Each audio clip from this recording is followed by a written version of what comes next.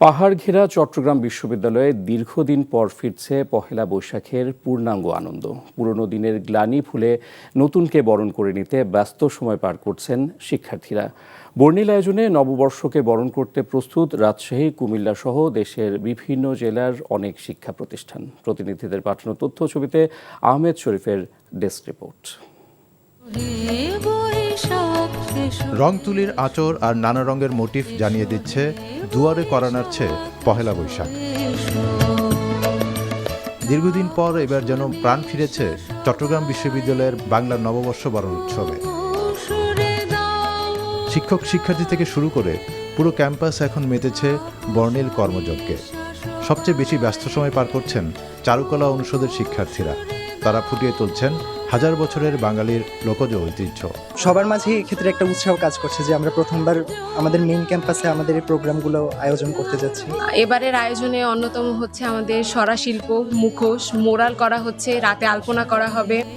আয়োজকরা বলছেন এবারের বৈশাখ হারিয়ে যাওয়া গ্রামীণ সংস্কৃতিকে নতুন প্রজন্মের কাছে তুলে ধরার এক বড় মঞ্চ। আমাদের যে পয়লা বৈশাখ, এটা আমাদের সংস্কৃতি, এখানেই আমাদের আনন্দ করার বিষয়। আমরা এই আনন্দে মেতে উঠি।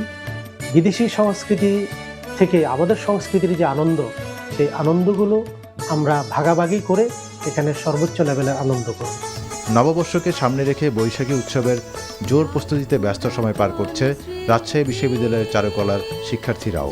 বৈশাখী শোভাযাত্রা উপলক্ষে বিশ্ববিদ্যালয়ের চারুকলা অনুষদের শিক্ষক শিক্ষার্থীরা তৈরি করছেন নানা বর্ণিল মোটিভ, যেখানে বাঙালির ঐতিহ্যের পাশাপাশি উঠে এসেছে সমসাময়িক বিশ্ব বাস্তবতার প্রতিফলন। অনেক বড় একটা মাছ থাকবে, ইলিশ মাছ, আর টমটম গাড়ি, ঘোড়া এসব থাকবে যা বাংলার ঐতিহ্যকে বহন করে। আবহমান কাল ধরে মানুষের জীবনযাত্রা যে থেমেছিল না বা থেমে অদূর ভবিষ্যতেও থাকবে না, সেটার একটা বার্তা দেওয়ার চেষ্টা করা হয়েছে। অন্যদিকে বাংলা নববর্ষ উদযাপন ঘিরে কুমিল্লার স্কুল কলেজগুলোতে চলছে উৎসবের রঙিন প্রস্তুতি।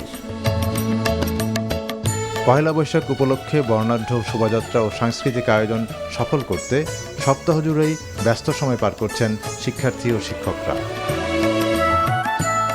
রঙের মেলায় প্রাণ ফিরে পেয়েছে বিভিন্ন শিক্ষা প্রতিষ্ঠানগুলোর দেয়াল, প্রাঙ্গণ ও করিডোর। আহমেদ শরীফ, NTV নিউজ ডেস্ক।